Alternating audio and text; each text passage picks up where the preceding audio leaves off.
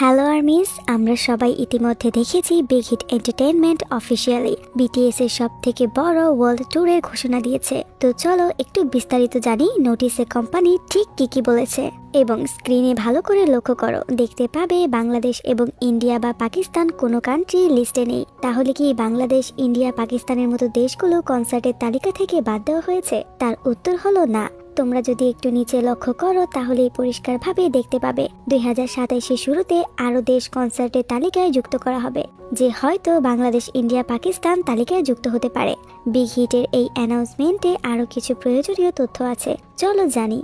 আমরা টিকিটের মূল্য নিয়ে একটু চিন্তায় থাকি। দেখো, ভিডিওতে একটু লক্ষ্য করো, নিচে জেনারেল অ্যাজ সিটের টিকিটের মূল্য দেওয়া আছে 1,98,000 ওন, যা বাংলাদেশি টাকায় কনভার্ট করলে 16 থেকে 17,000 টাকার মধ্যেই পড়ে, যা অনেকটা অ্যাফোর্ডেবল। কোম্পানির সব থেকে ভালো কাজ এটা। না হলে বর্তমানে বিটিএস এর কনসার্টের যা ক্রেজ, দাম আরও বাড়ানোর সম্ভাবনা ছিল, কিন্তু কোম্পানি তা করেনি। আরেকটা ভালো পদক্ষেপ নিয়েছে। সবসময় বিটিএস এর কনসার্টের টিকিটগুলো অনেক সংস্থা কিনে নেয়, যার কারণে আর্মিরা সঠিক সময় টিকিট পায় না এবং পরবর্তীতে ওই সংস্থাগুলো বেশি মূল্যে টিকিট বিক্রি করে এবং অনেক সময় আর্মিদের প্রতারণার শিকারও হতে হয়। তাই রুলসে পরিষ্কারভাবে লেখা আছে, একজন ব্যক্তি একদিনে একটা লোকেশন থেকে শুধু একটা টিকিটই কিনতে পারবে এবং সর্বোচ্চ 3টার বেশি টিকিট সে কিনতে পারবে না, এবং 3টা টিকিটের জন্য তাকে আলাদা আলাদা দিনে অ্যাপ্লাই করতে হবে। আরেকটা নোটিশে লেখা ছিল, যে সকল আর্মিরা হুইল চেয়ার ব্যবহার করে তাদের জন্য বিশেষ ব্যবস্থা করা হবে এবং সম্পূর্ণ খেয়াল রাখা হবে কোম্পানির পক্ষ থেকে। তাদের যাতায়াতের সুবিধার্থে ব্যবস্থা করা হবে।